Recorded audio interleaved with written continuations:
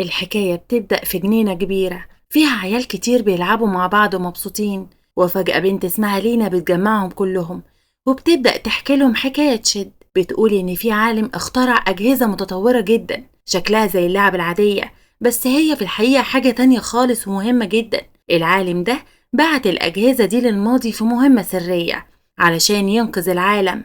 واحد من الأجهزة دي بيوصل للقرن ال21، وهناك بنتعرف على أخ وأخت اسمهم نوح وإيمة عايشين في مدينة سياتل. كان عيد القيامة قرب وعائلتهم كانت ناوية تقضي كام يوم في بيت على البحر، بس في آخر لحظة باباهم ديفيد اضطر يقعد في المدينة علشان شغله، فنوح وإيمة ومامتهم سافروا لوحدهم لجزيرة ويدبي. أول ما وصلوا رموا شنطهم وجريوا على الشط فورا. نوح كان لسه هينزل المية بالبورد الصغير بتاعه، بس إيمة وقفته وقالت له إنها شايفة حاجة غريبة عايمة في البحر. نوح قرب علشان يشوف فلقى صندوق غريب محشور في الرمل، وبعد مجهود كبير عرف يطلعه. وأول ما لمس الصندوق في درج مستخبي اتفتح، وظهرت جواه بلورة غريبة بتنور ومتغطية بأشكال هندسية مختلفة. نوح وقف مبهور وبيبص لها، ما كانش فاهم ده ايه، بس حس انها حاجة غالية ومميزة جدا، فقام مخبي الصندوق والبلورة تحت سريره من سكات. بعد شوية مامتهم دخلت تنده لهم علشان العشاء، ولاحظت نوح وهو بيلعب بحاجة. لما وراها البلورة افتكرتها مجرد حجر عادي، ما شافتهوش وهو بينور ولا حست بأي طاقة فيه. وده وضح إن نوح وقيمة بس هما اللي يقدروا يشوفوا قوتها الحقيقية. والموضوع بقى لغز أكتر. الليل جه ونوح نام، بس قيمة فضلت تفكر في الصندوق. قامت فتحته تاني بالراحة، والمرة دي لقت درج تاني مستخبي جوه. لقت فيه صدفة وحجر وأرنب لعبة صغير. أول ما قيمة شافت الأرنب حست برابط بينها وبينه، وفجأة الأرنب بدأ يطلع أصوات غريبة كأنه بيحاول يتكلم.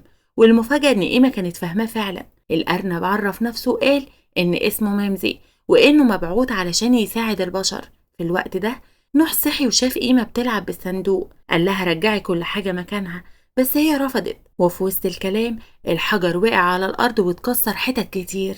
نوح بدأ يلمهم بسرعة علشان مامتهم ما تعرفش، بس لما لفت وشه اتصدم. قيمة خلت حتة من الحجر تطير في الهواء، ولما كل الحتت اتجمعت بدأت تلف وطلعت طاقة بنفسجي قوية جدا. قيمة حطت ايدها فوق الطاقة دي، بس حصل حاجة غريبة جدا. الاتنين بصوا لبعض وهما مصدومين مش فاهمين ايه اللي بيحصل ده بالظبط. تاني يوم الصبح الأخين قرروا يجربوا الحاجات الغريبة دي أكتر. على الشط قيمة كانت بتلعب مع ميمسي وبتسمع البحر وهي حاطة الصدف على ودنها، بس لما نوح حط نفس الصدف على ودنه ما سمعش صوت البحر بس، ده بدأ يسمع كل صوت صغير حواليه بوضوح، كأن الطبيعة كلها متصلة ببعضها. فجأة سمع صوت مختلف حاول يقلده، وفجأة عنكبوت كان قاعد جنبه بدأ يتحرك في الشبكة بتاعته. نوح وقف مذهول لأنه حس إن الصدفة دي ادته القدرة إنه يتواصل مع الحيوانات. بعد كام ساعة الموضوع بقى أغرب.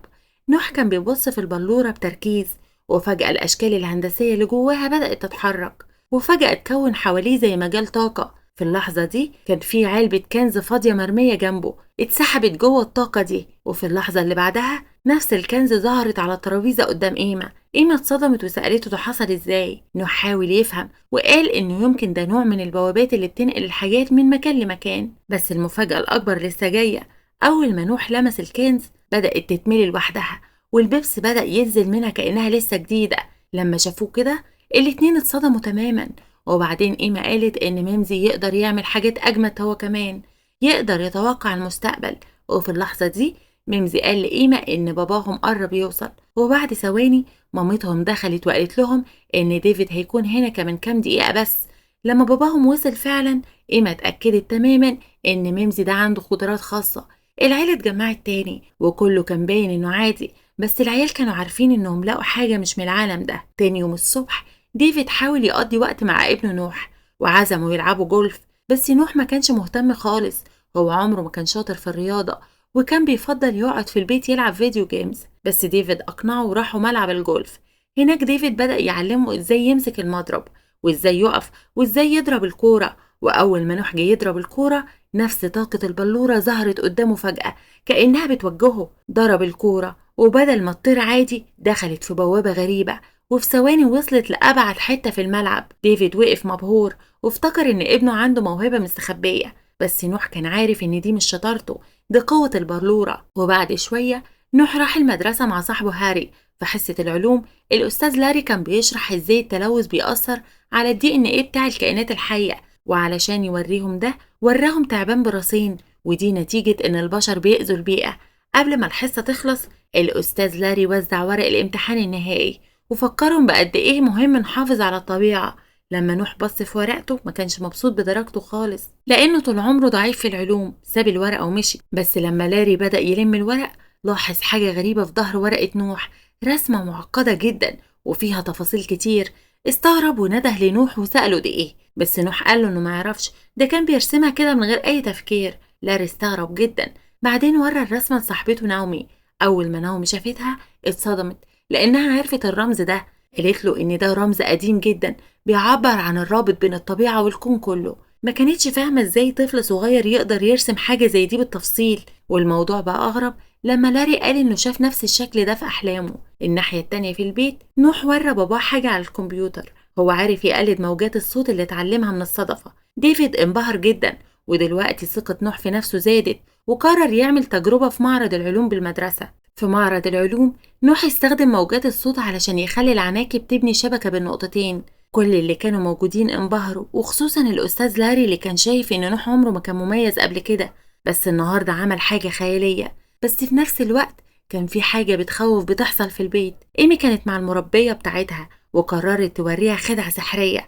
رمت حتة الحجر المكسورة على الأرض وفجأة كل الحتت بدأت تطير في الهواء، ولما اتجمعوا الطاقة البنفسجي بدأت تتكون تاني. إيمي حطت إيديها جوه الطاقة بهدوء وما حصلهاش حاجة. المربية لما شافت كده اترعبت وجريت بره البيت فورا. في نفس الوقت أهل إيما وصلوا البيت. لما مامتها سألت في إيه، إيما قالت ببراءة إنها كانت بتورينا خدعة سحرية. ديفيد ما خدش الموضوع بجدية، بس جو بدأت تشك، هي عارفة إن المربية مش هتخاف بالسهولة دي. ومن ناحية تانية نوحي اللي كان ضعيف في العلوم فجأة بقى بيعمل تجارب رهيبة، كل ده بدأ يقلقها. والأهل بيتكلموا، نوح استغل الفرصة ولما حتة الحجر وخباهم في أوضته، لأنه بدأ يحس إن الحاجات دي مش بس مميزة، دي ممكن كمان تكون خطر. بس أول ما دخل شاف البلورة بدأت تتغير تاني. المرة دي بدأت تتشد الحتة من الحجر، والحتة دي بقت طرية زي الجيلي وبلعت البلورة جواها تماما. وفي ثواني الاتنين اندمجوا وعملوا جهاز جديد غريب. وفجأة الجهاز ده بدأ يسحب طاقة مش بس من الأوضة، ده من المدينة كلها. وفي لحظة المدينة كلها النور قطع فيها. نوح خاف وخبى الجهاز بسرعة في الدولاب. في اللحظة دي بابا دخل وسأله لو كله تمام، وبعد ثواني الكهرباء رجعت كأن مفيش حاجة حصلت. ديفيد افتكر انه عطل عادي، بس ما كانش حد يعرف ان الجهاز ده هو السبب. دلوقتي نوح حس بالخوف واتكلم مع إيما، قال لها ان الحاجات اللي في الصندوق دي ممكن تكون خطر ولازم يرموها. بس إيما رفضت تماما، ما كانتش عايزة تسيب ميمزي، وبالنسبة لها ميمزي جه علشان مهمة كبيرة. فنوح قرر يخبي كل حاجة في أوضته، وهو مش عارف إن الحكومة بدأت تحقق في موضوع قطع الكهرباء ده. من الناحية التانية في إدارة الأمن المدير ناثانيال طلب اجتماع طارئ، قال إن قطع كهرباء بالحجم ده ومن غير سبب حاجة خطيرة جدا، وأمر فريقه يدوروا على السبب الحقيقي.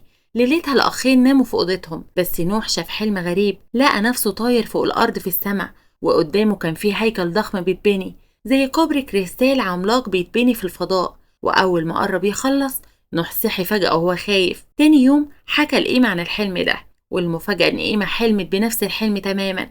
الاتنين قرروا ما يقولوش لحد. بعدين ونوح بيلعب فيديو جيم حد خبط على الباب، فتح واتصدم لما لقى الأستاذ لاري وناومي واقفين وعايزين يكلموا مامته جو دخلتهم. لاري وراها رسمة نوح في الامتحان، وناومي شرحت إن ده رمز قديم ومميز جدا ومحدش بيرسمه بالدقة دي غير الأطفال اللي عندهم قدرات خاصة. وقالت كمان إن ده ممكن يتعرف من الخطوط اللي في إيديهم.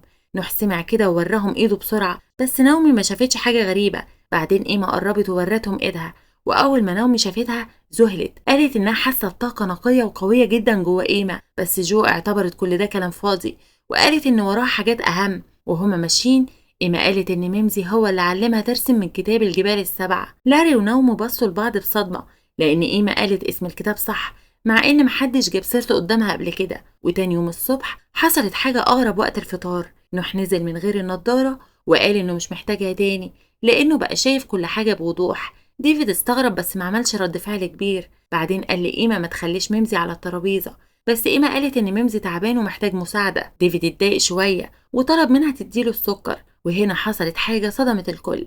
من غير ما تلمسه إيما طيرت السكر في الهواء وصبته في طبق البليلة بتاعها. ده أكيد حاجة مش طبيعية. لما شافوا نظر نوح اللي اتحسن وقدرة إيما الغريبة، جو وديفيد قلقوا بجد. كلموا لاري وناومي وحكوا لهم كل اللي حصل. ما كانوش فاهمين إيه اللي بيحصل، بس حاسين إن في حاجة كبيرة وخطر هتحصل. في اللحظة دي نوح جه بيجري وطلب منهم يروحوا أوضة إيما. أول ما دخلوا اتصدموا. إيما كانت طايرة في الهوا فوق السرير هي وميمزي. هنا جو ما قدرتش تستحمل أكتر، وهي متعصبة خدت كل الحاجات اللي جابوها من الشط، الحجارة والبلورة وميمزي كمان، ورمت كل حاجة في الزبالة رغم عياط إيما وتوسلاتها. ليلتها إيما عيطت كتير علشان وحشها الميمزي. نوح دخل أوضتها وفاجئها، كان رجع كل الحاجات اللي خباها من الزبالة. إيما هديت وقالت لنوح إنها لقت أدلة مهمة في كتاب أليس في بلاد العجائب عبر المرآة. في القصة دي أليس بتدخل عالم تاني من خلال المراية، والغريب إن في صورة في الكتاب أليس ماسكة أرنب شبه ميمزي بالظبط. إيما اتأكدت إن زي ما أليس عدت من المراية هي كمان لازم تعمل كده، والمراية بالنسبة لها هي الطاقة البنفسجي اللي الحجارة بتعملها. إيما قررت تجرب وطلبت مساعدة نوح. لفوا حتت الحجر مع بعض والطاقة ظهرت تاني. المرة دي إيما قربت وحطت وشها جوه الطاقة، وفجأة بدأت تشوف حاجات معمل في المستقبل والعالم اللي اخترع ميمزي. بس الطاقة بدأت تأثر عليها. نوح خاف وشدها بسرعة لورا قبل ما يحصل حاجة وحشة. أهلهم سمعوا الدوشة وجريوا على الأوضة، بس نوح خبى ميمزي والحجارة بسرعة تحت السرير. إيما فاقت بس فضلت تقول إنها شافت العالم في المستقبل. طبعا أهلها افتكروا إن ده خيال، وقرروا يودوا العيال لدكتور متخصص. وبعد فحوصات كتير الدكتور قال إن مخ إيما بيتطور أسرع بكتير من العيال الطبيعية، وفي أجزاء فيه نشطة زي الكبار بالظبط. الدكتور طلب يعمل فحوصات أكتر، بس ديفيد وجو طلبوا وقت يفكروا. في الوقت ده ديفيد قرر ياخد أجازة من الشغل ويقضي وقت مع عيلته. حاولوا يقضوا يوم هادي، بس فجأة ناثانيال وصل البيت ومعاه عساكر كتير. شرح لهم إن قطع الكهرباء اللي حصل في المدينة بدأ من هنا، وشاكك إن في حاجة خطر في الموضوع. إيما وقفت وقالت إن عيلتها مش خطر، وحكت لهم كل حاجة عن الحاجات اللي لقوها على الشط. ومن غير أي تضييع وقت خدوهم كلهم لمعمل حكومي وصادروا ميمزي والحجارة والجهاز. جوه المعمل إيما ورت الكل قوة الحجارة، لفتهم في الهواء وطلعت الطاقة البنفسجي تاني، وقالت إن ميمزي هو اللي علمها كل ده. العلماء حطوا ميمزي جوه جهاز علشان يفحصوه، واكتشفوا حاجة صدمت الكل. اللعبة الصغيرة دي فيها تكنولوجيا سابقة عصرها بكتير. ناثانيال طلب اجتماع فورا علشان يعرفوا ده ايه بالظبط وايه المعلومات اللي فيه. هنا إيما قالت انها تقدر تتواصل مع ميمزي وانه عنده رسالة مهمة. قالت ان عالم من المستقبل بعت تحذير عبر الزمن لان الارض في خطر، ما كانش قادر يبعت بشر، فبعت أجهزة زي اللعب في أزمنة مختلفة، وميمزي هو الوحيد اللي كمل في الرحلة دي. ودلوقتي نظامه بيبوظ ولازم يرجع المستقبل. إيما طلبت منهم يساعدوه، بس ناثانيال اعتبر ده كلام عيال وأمر إن التحقيقات تستمر. ليلتها نوح وبابا كانوا نايمين في أوضة في المعمل. فجأة نوح سمع صوت إيما في دماغه، قالت له إن ميمزي لازم يرجع وعلشان كده لازم يهربوا. نوح وافق، بس كان عارف إن في كاميرا في الأوضة. إيما فكرته بموجات الصوت. نوح طلع نفس الأصوات اللي اتعلمها من الصدفة، وفجأة صراصير كتير طلعت واتجمعت قدام الكاميرا وغطت الصورة تماما. نوح استغل الفرصة واتسحب وقابل إيما. كان هدفهم يرجعوا ميمزي، بس المشكلة إن ميمزي كان في أوضة مقفولة. إيما استخدمت قوتها الذهنية وفتحت الباب. دخلوا وخدوا ميمزي والجهاز وحتة الحجر، بس الحجارة كانت ضعفت ومش قادرة تطلع طاقة كفاية. إيما افتكرت إن في حتة تانية فضلت في بيت البحر. قرروا يروحوا هناك بسرعة. بره لقى عربية فان ونوح عارف يدورها ويسوقها، بس بعد مسافة البنزين كان خلص. إيما قالت له ما تقلقش، هي طلبت مساعدة. الناحية التانية الأستاذ لاري صحي فجأة وقال إنه شاف نفس الحلم الغريب تاني. راح لنفس المكان ولقى نوح وإيما. إيما شرحت له كل حاجة وقالت له إنها لازم توصل لبيت البحر. لاري ونوم وافقوا يساعدوهم. وهما في الطريق إيما لاحظت إن ميمزي بيضعف أكتر. حضنته وبدأت تعيط ونزلت دمعة منها على ميمزي وهو امتصها. أخيرا وصلوا بيت البحر. الأخين طلعوا باقي الحجارة وخرجوا يلفوهم مع بعض. المرة دي طلعت طاقة بنفسجي أقوى من أي مرة. ميمزي شرح إن الحجارة دي بتعمل آلة زمن، بس محتاجة مصدر طاقة علشان تشتغل. نوح افتكر الجهاز اللي اتعمل من البلورة حطه جنب الآلة، وفجأة بدأت تطلع طاقة رهيبة. آلة الزمن اشتغلت.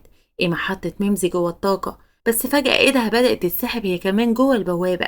لاري وناومي حاولوا ينقذوها، بس كان في مجال طاقة منعهم. في اللحظة دي ديفيد وجو وناثانيال وصلوا بالهليكوبتر. حاولوا ينقذوا إيما، بس كان مستحيل يدخلوا. نوح استجمع شجاعته ولاحظ فتحة صغيرة وطلب من باباه يمسك المولد. دخلوا بكل قوته، شد إيما لورا وعرف يطلعها. في نفس اللحظة الآلة سحبت كل الطاقة والبوابة قفلت، وميمزي رجع للمستقبل. في المستقبل العالم لقى ميمزي والحقيقة ظهرت. دمعة قيمة كان فيها معلومات جينية خاصة هتقدر تساعد في إنقاذ الأرض. في الحاضر الكل وقف يتفرج والبوابة بتختفي. ميمزي مشي، بس كلهم حسوا إن كان ليه هدف أسمى.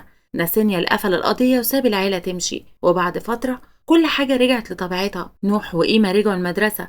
في الفصل المدرسة سألتهم عملوا إيه في الأجازة، وقيمة ابتسمت وهي بتفتكر رحلتها الخيالية.